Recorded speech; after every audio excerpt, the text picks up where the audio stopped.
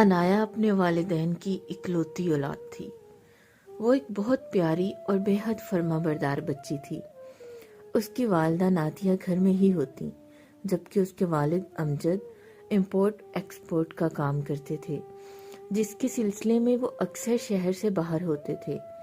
اس طرح انایا کے ماموں طاہر ان کے گھر آ جاتے، جس سے گھر میں رونق ہو جاتی اور نادیہ کو بھی سہارا مل جاتا۔ ایک دفعہ کا ذکر ہے کہ امجد اسی طرح شہر سے باہر گئے ہوئے تھے تو طاہر ان کے گھر آئے ہوئے تھے۔ سردیوں کے دن تھے تو رات کا کھانا کھانے کے بعد سب نے باہر سے کافی پینے کا پلان بنایا۔ انایا اور نادیہ سویٹرز اور شال وغیرہ پہننے لگی، جبکہ طاہر باہر کھڑے ہو کر ان دونوں کا انتظار کرنے لگے۔ اچانک کچھ دور اندھیرے میں ان کو دو سنہری آنکھیں چمکتی ہوئی نظر آئیں۔ وہ آہستہ آہستہ قریب آ رہی تھی۔ آخر اسٹریٹ لائٹ کی روشنی میں ان کو ٹھیک سے نظر نہیں آیا۔ جب انہوں نے غور سے دیکھا تو وہ ایک کافی بڑی جسامت کا کتا تھا اور انہی کو گھور رہا تھا۔ عام حالات ہوتے تو وہ کبھی نہ ڈرتے، لیکن سردیوں کی اندھیری رات اور کسی زیرو کا نہ ہونا ان کو گھبراہٹ کا شکار کر گیا۔ وہ کتا آہستہ آہستہ چلتا ہوا قریب آتے ہوئے گھرانے لگا۔ طاہر نے زمین پر سے ایک پتھر اٹھا لیا اور کتے کو ڈرانے کی کوشش کرنے لگا، جبکہ کتا بدستور آگے بڑھتا ہی چلا جا رہا تھا۔ طاہر نے اپنے ہاتھ میں موجود پتھر کتے کو مار دیا، جو کہ سیدھا اس کے سر پر جا کے لگا اور کتا وہیں گر کر تڑپنے لگا۔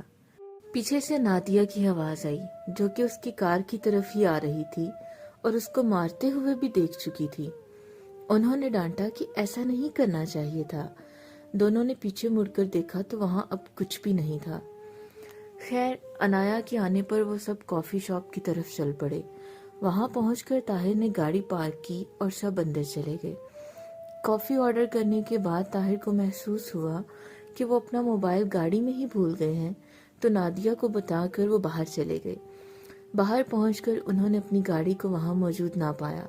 ادھر ادھر دیکھنے اور گارڈ سے معلوم کرنے پر بھی جب گاڑی کا کچھ پتہ نہ چلا تو وہ اپنی بہن اور بھانجی کو آگاہ کرنے اندر آئے۔ وہ دونوں کافی پینے میں مگن تھی۔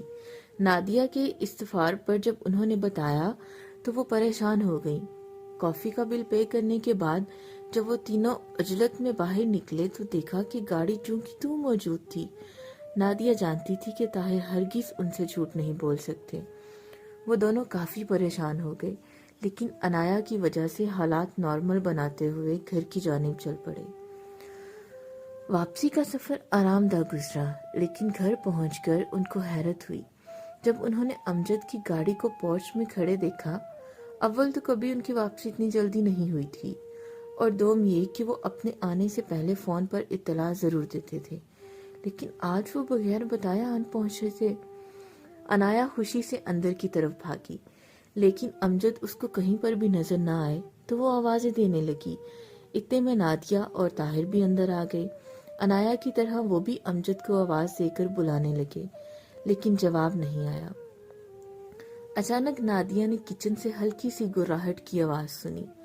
انہوں نے انایا اور طاہر کو چپ ہونے کا اشارہ کیا اور خود کچن کی طرف چل پڑی۔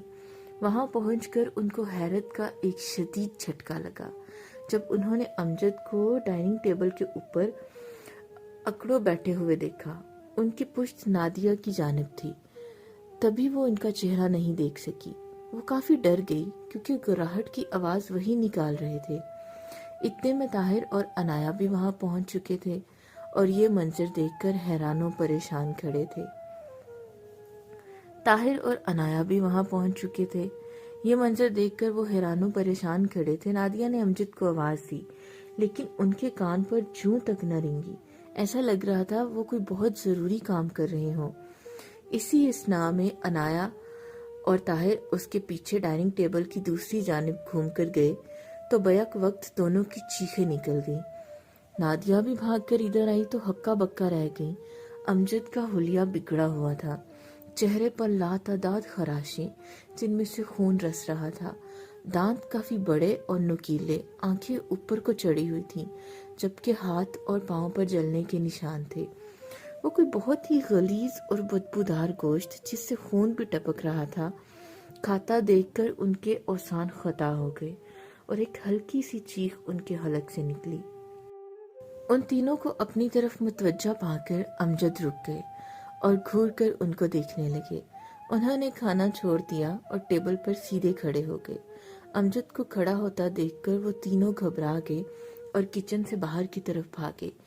तीनों दौड़कर बेडरूम में चले गए और नादिया ने दरवाज़ा लॉक करके कमरे की वाहिद खिड़की भी बंद कर दी और पर्दा डाल दिया। ताहिर पर्दे की ओट से बाहर झांकने लगा। उसने नादिया को इशारे से पास बुलाया और दोनों खौफजदा से बाहर देखने लगे। अमजद किसी खूनख्वार जानवर की तरह चारों हाथ पांव से चल रहे थे। उनका सांस हाँप रहा था, लेकिन फिर भी वो बहुत तेजी से पूरे सहन के चक्कर काट रहे थे। अनाया अपने वालिद की ये हालत देखकर रोने लगी, जबकि नादिया उसको दिलासा देने लगी और साथ साथ उन्होंने कुरानी आयात का विर्द भी शुरू कर दिया। जल्दबाजी में उनके मोबाइल फोन भी गाड़ी में ही रह गए थे। कुछ देर में अनाया तो सो गई, जबकि नादिया और ताहिर पूरी रात जागते रहे। गोया वो रात उन्होंने आंखों में ही गुजार दी। ताहिर गाहे बगाहे पर्दे की ओट से बाहर भी देख लेता। अब अमजद सहन के बीचों बीच बैठे हुए थे और चौकन्नी नजरों से इधर उधर देख रहे थे। अलबत्ता हुलिया अभी भी वैसा ही था।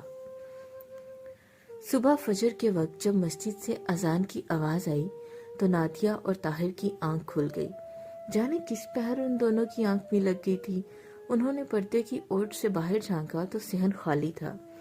वहां कोई जी रूह मौजूद ना थी। काफी देर इंतजार के बाद उन्होंने अपने इत्मीनान के लिए दरवाजा अंदर से खटखटाया। कोई गैर मामूली हलचल ना पाकर उन्होंने आहिस्ता से दरवाजा खोल दिया और बाहर सहन में आ गए। दिन की रोशनी हर तरफ फैल चुकी थी। वो दोनों अपने मोबाइल लेने की गर्ज से बाहर पोर्च में गए तो वहां अमजद की गाड़ी मौजूद ना थी। उनको कुछ समझ ना आया। घर के अंदर आकर उन्होंने अच्छी तरह घर को लॉक कर दिया और मोबाइल फोन चेक करने लगे। दोनों के ही मोबाइल पर अमजद की दर्जनों कॉल्स आई हुई थी, जिसको देखकर वो हैरान रह गए। इतने में अमजद की फिर से कॉल आने लगी। दूसरी तरफ अमजद की परेशान आवाज उभरी। जब नादिया ने कॉल रिसीव की तो उन्होंने पूछा कि वो कहाँ थे। कब से उनको कॉल कर रहे थे लेकिन कोई उठा नहीं रहा था। नादिया ने पूछा कि इस वक्त वो कहाँ पर हैं। उन्होंने जवाब दिया वो एक होटल में ठहरे हुए हैं। नादिया को इनसे बात करके थोड़ी तसल्ली हुई, लेकिन फिर भी शक बाकी था। लिहाजा उन्होंने कहा कि आप रूफी साहब को लेकर घर आइएगा, उनके बगैर नहीं। अमजद इस मुतालबे पर बहुत परेशान हुए, क्योंकि रूफी साहब उनके दूर के रिश्तेदार थे और रूहानी अमलियात करते थे। जब भी किसी को कोई मसला दरपेश आता वो रूफी साहब से रजू करता। खैर वो रूफी साहब के घर गए और उनको पूरी बात बताकर अपने साथ चलने को कहा। उनको लेकर वो घर आए तो ताहिर ने दरवाज़ा खोला। वो वाज़िह तौर पर परेशान था। वो सब इकट्ठे घर के अंदर दाखिल हुए। ड्राइंग रूम में दाखिल होते ही रूफी साहब ने ताहिर से एक पानी की बोतल मांगी। ताहिर जब बोतल लेकर आया तो उन्होंने कुछ कलमात पढ़े और बोतल अमजद को देकर कहा, इसको पूरे घर में छिड़क दो। अमजद जब वापस आए तो नादिया ने पूरा अहवाल सुनाया कि इन लोगों के साथ क्या हुआ था। अमजद के इस्तफसार करने पर नादिया ने बताया कि अनाया कमरे में सो रही है। रूफी साहब ताहिर की तरफ देखने लगे, लेकिन बोले कुछ नहीं। उन्होंने अमजद को कहा कि अपना माजरा बयान करें।